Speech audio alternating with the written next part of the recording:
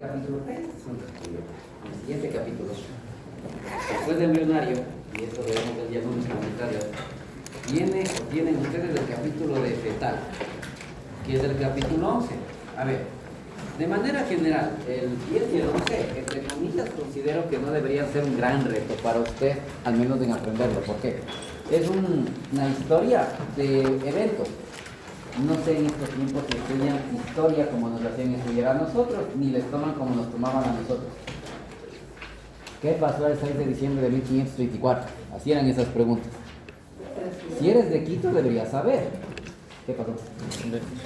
La fundación de Quito, que por cierto no fue en Quito, fue en Londres. En la laguna de Colta, que está cerca de... ¿No es cierto? Ya. Así nos hacían aprender una serie de eventos, sucesos, lugares, cuando estudiábamos antes como historia, geografía, etc. El capítulo 10 y el 11 es más o menos así. La semana 4 del desarrollo humano pasa esto. Y por eso las preguntas de esto casi siempre vienen así. ¿Cuál de los siguientes eventos ocurrió en la cuarta semana del desarrollo humano? ¿Cuál de los siguientes eventos ocurrió en la quinta semana del desarrollo humano? Entonces eso que usted me va a contar el lunes en un taller de embrionario y el otro lunes en el taller de fetal, hay que manejarlo más o menos así. El lunes le contaré la parte difícil que usted tendrá que hacer ese día para explicarme eso el día lunes. En el capítulo de fetal, la parte inicial del sílabo no está aquí. ¿Qué no está? Hay factores, aquí mejor. Hay factores que van a favorecer ese crecimiento fetal. Pues la clase de hoy va a estar en eso. Ok. ¿Dónde está eso entonces? Recuerden que tenemos un tercer libro por ahí medio escondido, entre comillas, y que nos sirve para cardio. Está descrito en el capítulo de fetal de Moore. Ahí encontraremos en las 3-4 primeras hojas de ese capítulo por si acaso. Entonces, primer detalle o primeros detalles de esto de crecimiento de los fetos. Ya. Primero, cuando acaban las 8 primeras semanas del desarrollo humano, ese embrioncito ya tiene características anatómicas más humanas. Ya no es esa cosa que vimos en tercera semana y que Dios sabrá qué será. El embrión acabando las 8 semanas ya tiene un aspecto más humano. Entonces, estas cositas que ya van a ir diciendo ustedes en ese taller de lunes. El periodo fetal se caracteriza, como leen ahí, ya por dos cositas. Un rápido crecimiento corporal, deben crecer todos los segmentos y estructuras que ya se han formado. Y estos tejidos que se han creado tienen que especializarse, tienen que irse diferenciando. Le doy un dato, por ejemplo. Hablando de estómago, por ejemplo, por coger un órgano cualquiera. El estómago, acabando las primeras 8 semanas del desarrollo, ya anatómicamente es casi que estómago. Las 2 primeras semanas de este periodo fetal, que va desde las 9 hasta las 38, cuando ya se acaba el embarazo, termina de adquirir su forma anatómica. Pero que ese estómago sea capaz de digerir comida, van a pasar algunas semanas y cuando acabe el periodo fetal tendrá cierta capacidad de digerir. El resto de su capacidad la adquirirá después de nacer. Entonces tiene que especializarse. Y ahí viene otro detalle. Recuerden ciertas características de crecimiento que se le ha ido mencionando. No todas las estructuras crecen con la misma velocidad ni con la misma intensidad. Entonces, déjenme enseñar los dibujitos por ahí. Si mal no recuerdo, si lo tengo, me va a dar algo. Debería estar ahí. ¿Qué dibujito, Doc? No me sirve mucho este. Es un esquema que ahorita voy a pensar dónde rayos se me perdió. Ya voy a buscar aquí de semana dónde está. En donde veíamos antero posteriormente a fetos. ¿Y qué es lo que deberíamos ver en este esquema? Que no está ni en Arteaga ni en Flores. Es un esquema de otro libro. Si está el feto dibujado aquí, veríamos casi la mitad del cuerpo del feto correspondiente a la cabeza y el resto de la estructura corporal. Tal vez la señorita García, Maicito y acá se acuerden un poco de qué esquema hablo, que no sé por qué no está ahí, no sé qué rayos pasó en febrero de este año, pero debería estar ahí. ¿Qué quiere decirnos, Doc? Acabando las 8 primeras semanas en este crecimiento, un chance desigual, la cabeza equivale al 50% de toda la longitud corporal. Hágase una idea. ¿Se imaginan ese ser humano que raro que se vería? ¿Qué cabezota? O sea, ni para sostenernos. Irías de lado. ¿Ok?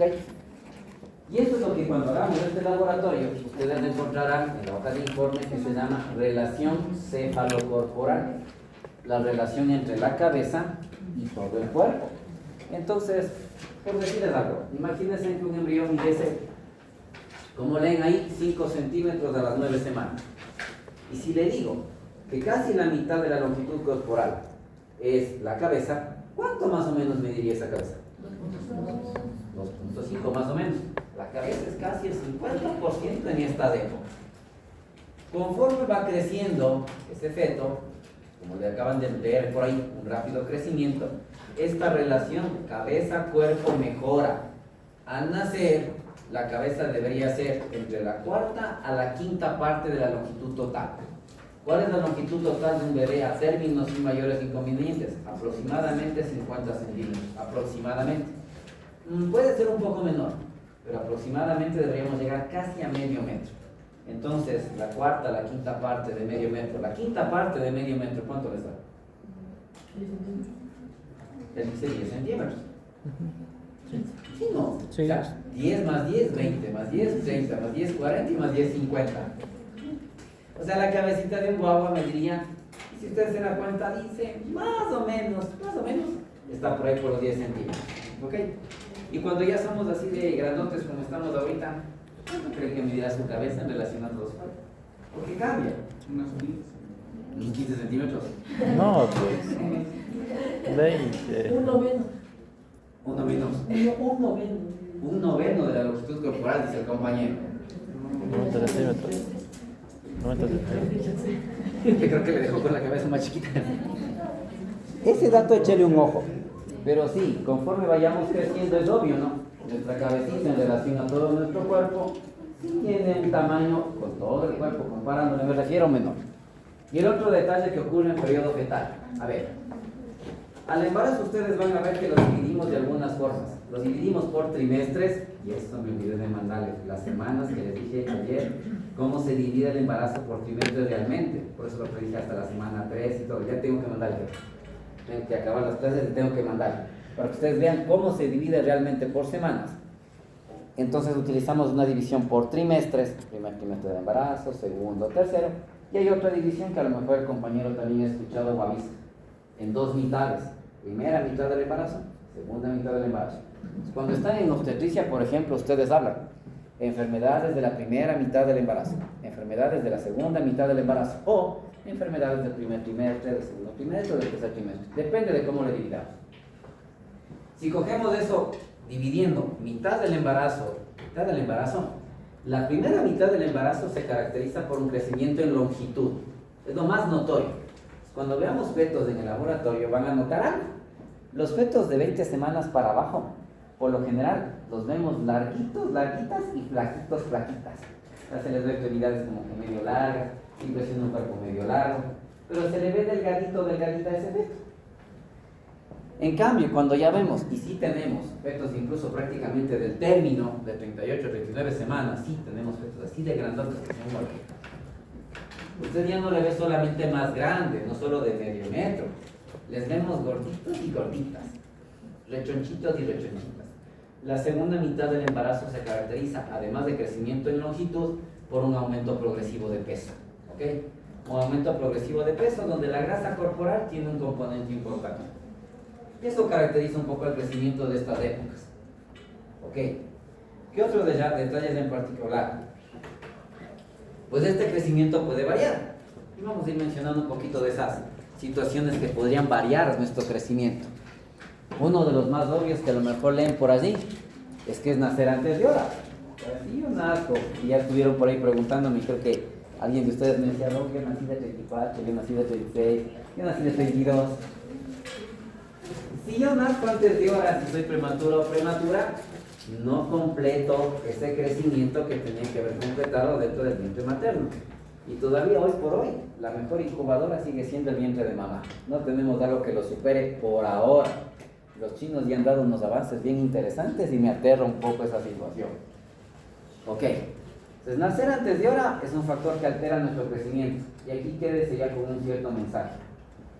Como no tenemos una super incubadora que permita recuperar lo que no crecimos dentro de mamá, muchas veces lo que no logramos adquirir en esa época, nunca más lo podremos recuperar.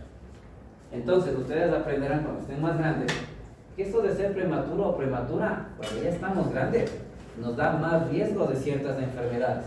Aunque no lo crean, la diabetes incluida. A ver, ¿cómo?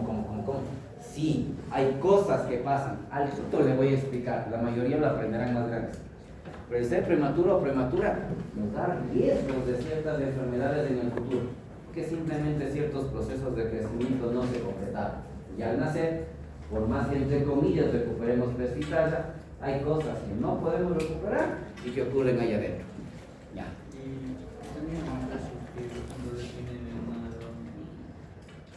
Ok, él quiere hablar del otro lado. El otro lado, que sí está en el libro, verá, está en la página. El otro lado se refiere cuando un guagua Pasa de la semana. se pasa de cocción. Entonces, ¿cuál es el máximo que uno puede tolerar de un embarazo adentro del vientre materno? No creo que está aquí en el libro. Me parece que nomás está en los textos de obstetricia y es lo que el compañero dice. Cualquier cosa pasada las 42 semanas, preocúpese. No debería cocinarse más de 42. Y está en la página, lo que el compañero me está diciendo, antes de 42. Verá, lo que él menciona, embarazo prolongado o posmaduro, está en la página 140. Me decía que, ¿considerando qué? O sea, antes de las 42 sería normal. Aceptable, diría yo. Suyo, ¿cierto? Ok. Un embarazo no debería durar más de 42 semanas. Por eso, hasta la 41, 6 días, ya deberíamos estar afuera. Si no estamos afuera de 41, 6 días, adelantándome un chance, el bebé no es que siga aumentando de peso y talla. El vientre materno y estamos diseñadas para permitir que ese feto crezca hasta cierto punto. Llegar a la 42 significa llegar al límite de esa capacidad biológica. Pasada esta semana 42, empezamos a irnos para atrás. En lugar de aumentar de peso, empezamos a perderlo. En lugar de seguir creciendo, nos estancamos. Y en lugar de seguir vivos, se pueden morir esos fetos. Entonces, el embarazo posmaduro tiene sus riesgos. No sé si sigue diciendo esa palabra en la cuarta edición, pero por si acaso chequearán. No son bebés que nacen gorditos, gorditas, que solía decir hasta la tercera. Son bebés que nacen como viejitos, arrugados, porque empiezan a perder esa grasa corporal que ganaron y que les hizo verse así gorditos o gorditas. El bebé posmaduro se empieza como que a chupar. No es bueno. 42 es el tope. Por eso ustedes verán cuando estén más grandes, a ver, 40 semanas, que fue, no sale. Y generalmente los primeros embarazos sin novedades suelen ser estos que se demoran en salir. Estamos bien cómodos, voy a ver, que ¿para qué me vas a sacar? ¿Para qué me vas a sacar? Llega, no me saques, llega a la semana 41 y el compañero ha de haber visto. Hay que sacarle y empieza el proceso de inducirle el parto. O sea, no, señora, no vamos a avanzarnos hasta la 41, 6 días. A ver si el que está ahí adentro, la que está adentro, decide salir. Hay que botarle del inquilinato aquí. Sí, si hace algunas cosas, si me pone oxitocina sin abrir el cuello del útero, lo mato. Ya me entenderá por qué. Me adelanto un poco. La oxitocina sirve para contraer el útero. Pero si el cuello del útero está cerrado y yo estoy aplastando un globo acá arriba con un nudo aquí abajo, ¿cómo le saco? Entonces lo primerito siempre es abrir el nudo. Con el nudo abierto, ahí sí lo que... Pero ya no saben hacer... Ya no ¿Y saben. por qué cree que termina en cesárea después? Creo que ahorita hacen todas esas. Y por cesárea es más delicado. También. Tengo que frenarles un chance. Ya cuando estemos en parto y placenta, hay un capítulo donde hablamos así brevemente de terminación de embarazo. Aguántese, solo diré una cosa. La tasa de cesárea está ridículamente elevada, primera cosa. Y segunda, el tasa o el número de cesáreas en una institución es un indicador de calidad de atención obstétrica. Si ese indicador es muy alto, algo estamos haciendo mal. No digo hablar como gerente, no quería nada. Ok. Sí, Algo que sea de aquí, no tanto de la cesárea tal vez. Ok. Se considera viable como mínimo bajo dos factores. Sobre todo está el tema de peso. 1500 gramos de peso Y eso más o menos lo estamos adquiriendo alrededor de las 26 a 28 semanas. Estamos hablando de prematuros severos. Los prematuros extremos, que son más chiquitos, esos son realmente bebé milagro, que salen en los documentales de la BBC. O sea, ratitas de 700, 800, 1000 gramos. Son esos que sobreviven ya porque Diosito tiene algún plan para usted en esta tierra. Que tuvo una alumna así, se sentaba por esa fila. Yo fui así. Tengo que creerle, tengo que pedirle traiga los papeles que lo demuestran. Ya evidencia de que usted fue así.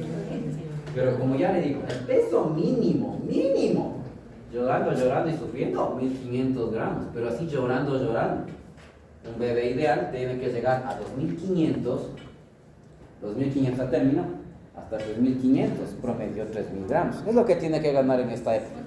Y ahí es donde viene la otra. Tengo que llegar al término, 38 semanas por desarrollo, 40 por última regla, tengo que llegar a 2500, 3500, promedio 3000.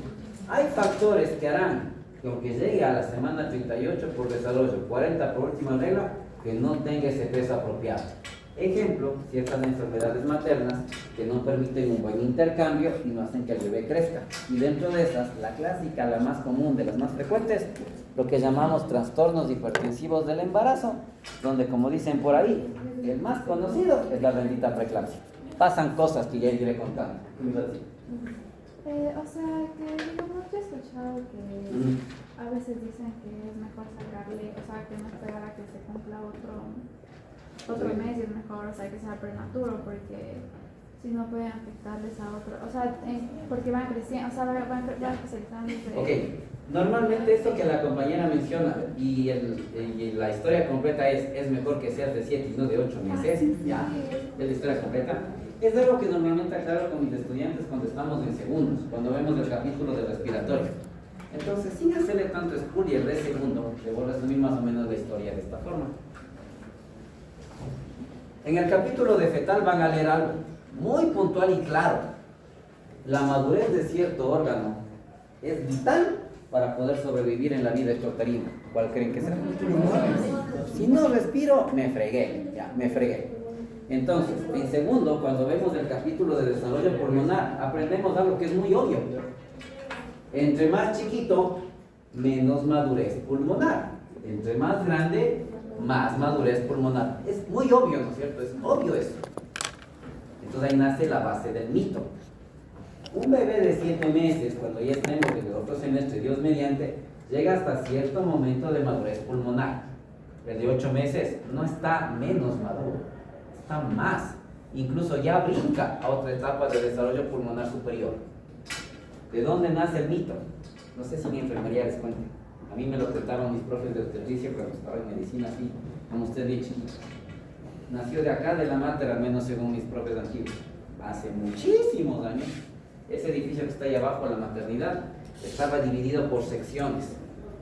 La sección de nacimientos del pueblo es algo que nosotros en medicina llamamos las canchas. ¿Por qué le llamamos las canchas hasta ahora? La van a ver, no ha cambiado casi nada en décadas. Son unas salas gigantes, inmensas, donde está todo el mundo sin ningún tipo de privacidad. Es cama. Parece albergue post-terremoto. Cama. No hay ninguna privacidad con la vecina o vecino de al lado. Los mamás y sus guapos, no hay guapos. Las canchas. Era la sala de atención general. Sigue siendo así. La cancha. Nunca. Cualquier estudiante yo sí sugeriría que al menos una vez en la vida conozca ese hospital, para que vean un poco la historia de cómo fue esta vaina. Luego pasábamos al segundo piso. El segundo piso tenía el famoso semipensionado. Son habitaciones más pequeñas. Hay encontré una foto en internet. No, yo estuve ahí haciendo práctica. Pues tiene una foto de eso entonces. Ok. Ya, entonces ya le enseñó la cancha. No sé si haya conocido el segundo piso, los que llamaban semipensionados. Son salas más pequeñas donde entraban y entran unas 8 camas, 10 exagerando. Pues era un semi privado y tenía cierto costo. Y el tercer y último piso era el VIP, donde ya solamente las mujeres de alta alcurnia podían ser atendidas, porque son habitaciones individuales. ¿Ok? Y eso existe. Hasta ahora existe. En este funcionamiento no, las habitaciones sí. Las habitaciones sí. Les estoy contando la historia de cómo nació eso, lo que me contaron mis profes de esa época. Ok. ¿Dónde entra el mito? Váyase muchas décadas atrás, váyase al siglo anterior, póngase a pensar, una ciudad como esta, no sé si entiendan el término todavía. ¿Bien, Curucho? Ah, sí. Ella no entiende el término, ¿alguien le puede explicar? Eso me hace. Mire que una fuerte carga religiosa y qué más. Otro término sería muy conservadora. ¿Qué significa?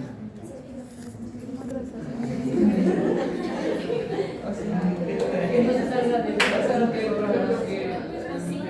todo normal.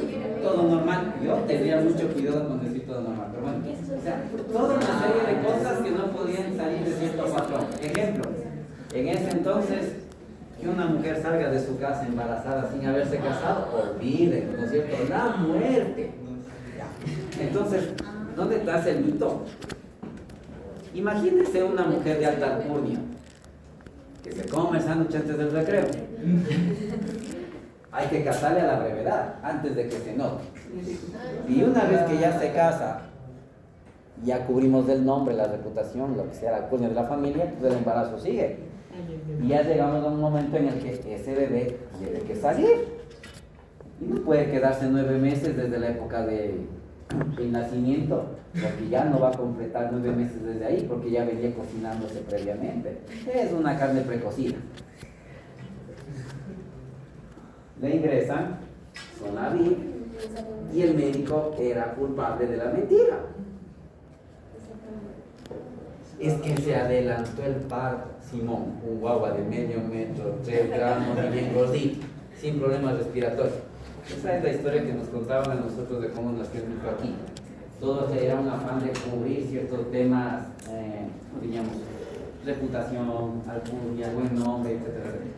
Porque, insisto, biológica. Entonces, y para que siga pasando, la cosa es bien clara. Tiene que haber un médico, médica alcahueta. No hay otra forma.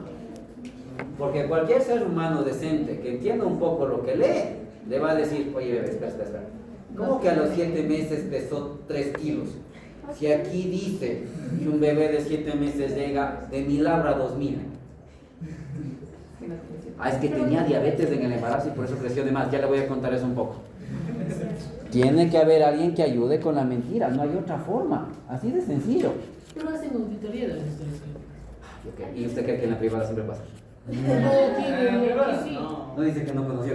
No, pero por ejemplo en mi centro de salud hacen cada mes, cada fin de Ya, mes. ok. ¿Y usted cree que esa práctica por el problema? Pues un MSP debe también pasar ahí. La historia clínica es un documento médico legal que solo la conocen el médico, médica y el paciente, no debe conocerlo nadie más. Cuando yo me refiero a que alguien tiene que ser partícipe de la mentira, no me refiero a que escriban historia clínica ese detalle. Me refiero a la historia que le va a dar a la familia. O sea, en la historia clínica dice, 9, edad gestacional tanto. 9. Pero a menos de que usted haya leído la historia clínica, no lo va a saber. Solo lo va a saber la paciente y quien atendió. ¿Qué información recibe la familia? La que yo le digo y la que la paciente dice, o no. Sí. Porque es un documento médico legal a que no puede acceder todo el mundo. Por eso, lo de alguien tiene que actualizar la mentira. La otra cosa que puede ocurrir, es que ustedes se me decían tanto, pero bueno, tiene sus cosas, es que hay factores que además de interferir con el peso, interfieren con el crecimiento en talla. Entonces, puede darse el famoso o la famosa restricción de crecimiento intraútero, que ya también le estudiaron en su momento. Preeclampsia es uno de sus culpables Hay también. 2 tipos de crecimiento primo. Avantes, estamos en primer nivel, deje respirar. Cuando estén en octavo les torturarán con otras cosas, lo peor de todo es que ni se acuerdan en ese momento, pero bueno. Esto primero, ¿no es cierto? Deje avanzar suave y grada por grada. Como el objetivo es evaluar el crecimiento, hay formas y formas de evaluar este crecimiento. El mejor método para saber qué tanto ha crecido un feto, el mejor, entre comillas, es ver las características físicas. Pero esto solo lo puedo hacer cuando ya está fuera. O sea, solo lo puedo confirmar cuando está fuera. Y ustedes aprenderán, en placenta hablamos un chance, en placenta parva hablamos un chance, de ciertos métodos en donde se ven ciertas características físicas, así medio breve, y uno termina diciendo, feto impresiona de tantas semanas, oreja, glándula mamaria, planta del pie, etc. Y vemos y ponemos cierto dato. Como la idea es ver cómo va el crecimiento, pero adentro de la fábrica, no le vamos a sacar al huevo todavía, tenemos solamente métodos indirectos. Y el primer método indirecto para ver ese crecimiento es el estudio de imagen, ultrasonido y ecografía, que es la misma cosa. Lo que ha ido cambiando obviamente son las características de estos equipos. Mejor resolución, mejor calidad de imagen.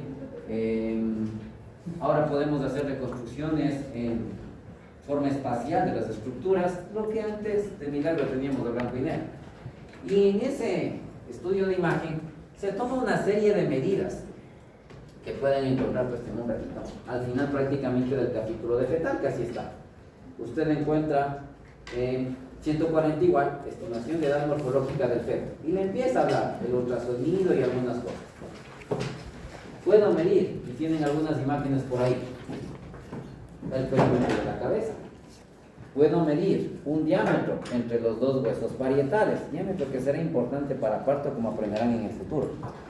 Puedo medir la longitud completa del bebé, pero normalmente se va midiendo segmento por segmento por segmento.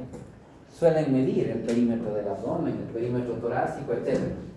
Hay por lo menos unas 2 medidas que se hacen y se piensa que son las que menos se afectan cuando un bebé tiene algún problema de crecimiento. Y esas 2 medidas que menos se afectan son las del fémur y sobre todo la del piecito. Entonces, miden un fémur, miden un piecito y ahí viene la otra cosa.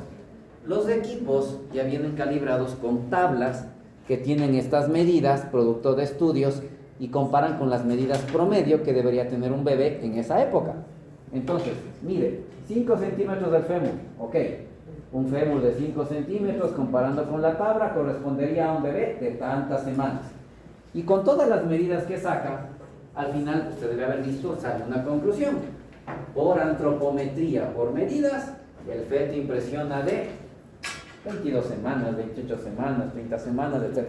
Todo comparando con tablas que tienen ya registrados a base de estudios, medida mínima, medida tope, medida promedio. ¿Ok? En ese mismo estudio se sabe medir un huesito que es de la cabeza para encima. Sí, me adelantó un poco, creo, 2 semestres y más. Pero, o sea, que Es parte de lo que se llama eco cromosómico y busca identificar alteraciones genético-cromosómicas. En primer y segundo hablamos un poquito nada más. Trata de buscar trisomías. En octavo, ahí tienen que estudiar eso con más detalle. Aquí le hablo en general, ¿no? Desde la perspectiva de ver el crecimiento normal. El que mencionamos, ya voy un ratito. Y que fue parte, será parte de su deber. ¿Cuándo fue la fecha de su última regla? El 20 de agosto del 2026. Ok, con lo que conversábamos ayer, estimar desde esta época cuántas semanas tendría a la fecha de su evaluación y la fecha probable de parto. Me iba a decir que Sí, por ejemplo, lo que decía con las tablas del longitud del fémur, ¿mide por edad concepcional o por edad gestacional? buena. El dato de la ecografía nos reporta pensando en última regla y por eso hay que tener mucho cuidado, ¿okay? Hay que tener mucho tino, porque los datos después sale poner una conclusión el médico o médica que hace este estudio. Datos ecográficos coinciden con FUM. No sé si haya visto unas frases así en los estudios de imagen. Datos de ecografía coinciden con última regla. Si le dicen eso, y ahí nótese, están haciendo el cálculo y estimación.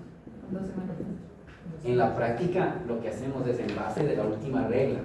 Por eso lo que he insistido tantas veces. Si el dato me sale 38 por ecografía, piense que por desarrollo tiene 2 menos.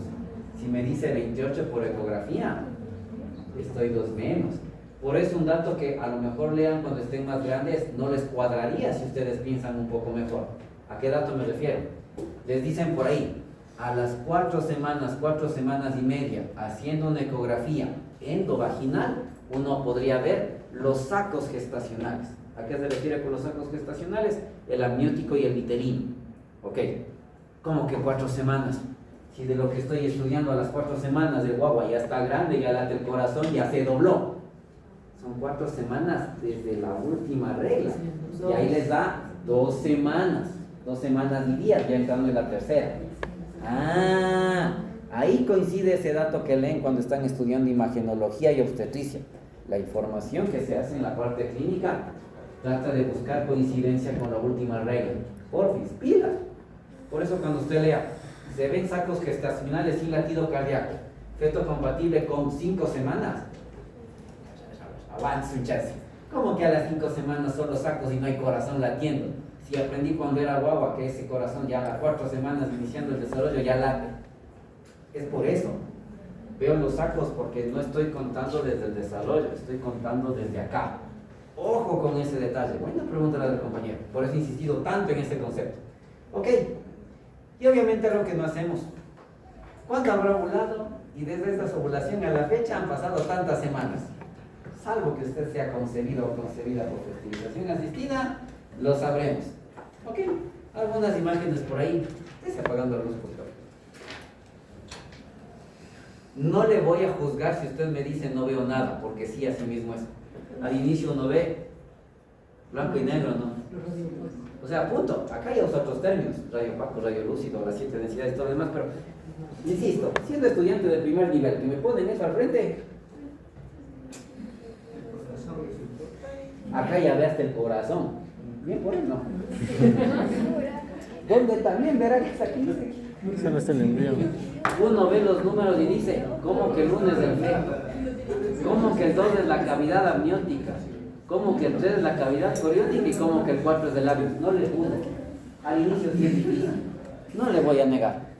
Así que esto solo significa que uno requiere entrenarse al menos un tiempo. La siguiente imagen es un poco más fácil. Ver cosas así, primero ya le dice que el guapo está más grande. Ya está más grande. Y ver eso es un poco más reconocible por uno. Entonces, como le digo, suelen medir la longitud del pie y nos dan un cierto dato. Y a veces no cuadra. A ver, este pie mide tanto, sugiere tantas semanas, pero el peso no coincide. Eso significa que algo está impidiendo que ese bebé aumente de peso. O este pie de tantas semanas, pero está muy grande. Híjole, algo está haciendo que este bebé crezca más de lo que debería crecer. ¿Con el ultrasonido se calcula el peso de ese bebé? ¿Sí se puede? ¿En serio? Claro. ¿Cómo? Todas esas medidas y volúmenes que calculan, después hacen una conversión volumen-peso. Entonces con el ultrasonido sí nos dicen, feto embrión que impresiona de tantos gramos. Sí lo da. Ok, ahora lo que sí tiene, bueno, mejor iba por ahí su compañero, le doy un dato adicional, adelantándome al capítulo de placenta parto que ya mismo nos toca. El ultrasonido, conforme avance, tiene más rango de falla. Entre más chiquito es el guagua, menos margen de error. Cuando estamos bien chiquitas, primer trimestre, máximo una semana de falla de datos. Cuando ya llegamos a la mitad del embarazo, uno puede fallar, incluso haciéndolo súper bien, hasta en 2 semanas de datos. Y en el tercer trimestre, según las condiciones, puede haber hasta 1 mes de falla entre los datos. O sea, si me dijeron 36, tranquilamente podría, en ciertas circunstancias, haber sido un bebé más chiquito. Puede pasar. Entre más grande, más opciones de falla. Claro que yo diría que en estos tiempos hay factores que hacen que ese rango de falla tal vez sea menor. ¿Qué cosas hacen que un ultrasonido falle un montón? La primera y obvia, el tipo de equipo. O sea, si tengo un equipo que de milagro se prende, saldrán las imágenes que pueden salir. Si es un equipo de última generación y que ve con más detalle las cosas, me va a calcular mejor. Segundo detalle, la vía de realización del estudio y en la época del embarazo que estemos. Si son ecografías tempranas con embriones chiquiticos, 2, 3, 4, 5 centímetros, la mejor vía no es la abdominal.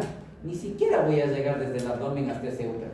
Tiene que pasar siquiera 10, 12 semanas para que medio empiece a entrar a la barriga, al abdomen. La vía ya es endovaginal. La mejor vía en esa época, aunque sea molesto, es endovaginal. ¿Y eso le pasa algo al feto, etcétera? No le pasa absolutamente nada bien hecho, créanme. Normalmente el primer trimestre. Ya cuando el útero se vuelve abdominal, que ya es sobre todo la segunda mitad del embarazo, usted debe haber visto, y hacemos todos los rastreos por la parte alta. Entonces ya cuando es grandota, ya la vía abdominal va mejor. La vía abdominal antes de la semana 20 puede tener sus fallas, porque puede ser un poco difícil encontrar ciertas estructuras para el ecografista. Y la última, y es obvia, depende de la experiencia de quien hace el examen. Si es la primera vez en la vida que uno va a hacer esto, te vas a jalar. O sea, hay que reconocerlo. Por eso acá abajo en el Eugenia había una cultura, no sé si siga bien. Le dejan al médico o médica que recién está empezando de guardia para que haga los ecos de fin de semana. El lunes el jefe o jefa revisaba todos los informes de imágenes para ver de qué se jaló. Ahora entiendo que tienen alguien de guardia todo el tiempo con ese objetivo, ¿no? De que quien está aprendiendo tenga una tutoría para, ok, mira, esto no es así, corrige esto de acá, esto no es lo que estás viendo, es tal cosa. Entre más de experiencia, menos chances de fallar, ¿ok? Todo un listado de medidas que se pueden ver. Y terminemos con una cosa. En el laboratorio que haremos, ahí lo repasaremos un poco, veo que me falta una clase más de esto, por lo que ya veo la hora que son. No tenemos ese equipo que siempre me olvido el nombre. Manómetro creo que es, no me acuerdo, no es manómetro. No me acuerdo. Hay hasta electrónicos ahora. Lo usábamos en mi colegio en el laboratorio de física, ya no me acuerdo. Ya son muchos años también. No tenemos pinzas de ese calibre. ¿Qué tenemos? La vieja confiable cinta métrica. Entonces, cuando estemos en este laboratorio conversaremos de una o dos cositas. ¿Cómo se toman esas medidas? El objetivo es empezar cierto entrenamiento con usted. Sobre todo en la imagen que ven en la letra E de la cabeza. El crecimiento de la cabeza es algo que se sigue en control pediátrico, porque nos está dando una medida de cómo va creciendo ese cerebro que estimula el crecimiento de la cabeza. Entonces el perímetro cefálico es algo que usted va a ver que aparece en los carnets de control de los guaguas. Y es algo que hay que ir registrando para ver si esa cabecita va creciendo como debía, porque insisto, marca cómo va creciendo el cerebro y eso debería ir de la mano con las características que el niño o niña expresa. O sea, ya te sientas, ya hablas, ya gateas, ya caminas, etcétera, etcétera, etcétera. Error frecuente que usted debe haber visto. Los médicos, médicas no somos muy buenos pidiendo el perímetro cefálico al inicio. Hacemos mal. Y si hacemos mal, registramos mal y obviamente sacamos malas conclusiones. Entonces, sobre todo deberíamos aprender a hacer bastante bien. Las otras dos cosas, algo sí vamos a hacer, las balanzas mandé a calibrar para que funcionen, que lleguen sin problemas. Es pesos, tenemos que aprender a pesar a los guaguas. Ventaja de los fetos, ellos no se van a mover. Problema con los guaguas, según la semana, si usted no se pone atento, toro, se le gira. Ahora hay unas más aniñadas, no sé si en los centros de salud tengo, pero unas en donde hay como ponerles casi que sentados. Y entonces quedan como en sillita de carro y no se mueven. Entonces le ponen, con toda la calma se pesa y sacas al guapo. Pero normalmente la que teníamos en los centros de salud, que es como la que tenemos en el laboratorio, es como la que usa la casera para pesar las papas. Ya, con una bandejita. Y en esta bandejita un guagua más grande. Entonces, este es el único problema. Y era medio difícil. Ahora yo les digo, hay unas más bacanas que parecen silla de carro. Pones al guagua ahí. ¿En dónde? En las termocunas. Nosotros no podemos sacarles de la termocuna. A ver, estoy hablando de guagua más grande que no esté en termocuna. ¿Termocuna qué es? Lo que usted a lo mejor ha oído como incubadora. Esa maquinota con plástico, de entre comillas, porque es en esencia de material acrílico, y adentro está el guagua creciendo, por decirlo de alguna manera. Aquí hablamos del guagua que ya va a ser más grande también. O sea, 3 meses, 4 meses, 5 meses, 6 meses, 8 meses, 10 meses, al año. Para esos guaguas hay estas nuevas, que son una belleza. No sé cuánto cuestan, han de ser caras, supongo yo. Incluso hay algún, no sé cómo lo llamen, no he visto nombres, que permite medir el perímetro cefálico sin usar la cinta métrica tradicional. Es un aparato que automáticamente te mide esto. Ya otro nivel en las privadas. Pero, insisto, con la cinta métrica nos vamos a defender. Y la talla, también ya verán. La talla aquí, con la cinta métrica haremos nuestros intentos. Pero ustedes, como el compañero ya ha visto, tendrán que jugar con los tallímetros, que ya depende de si es un bebé que se para o que no se para. Entonces, estírele bien, retorre las piernas, mueve de lado, grita. Cambia la presentación. No está ya. Entonces, ¿qué le va a decir? Se llama Para términos sigue siendo centímetros. Ok. La siguiente clase me tengo que meter en los factores fundamentales que permiten el crecimiento de los bebés. Hay factores que van a hacer que un bebé crezca de manera normal, que es lo que está sobre todo descrito en un como acaba de escuchar, y en un otro factor que impiden que estos crezcan de manera normal.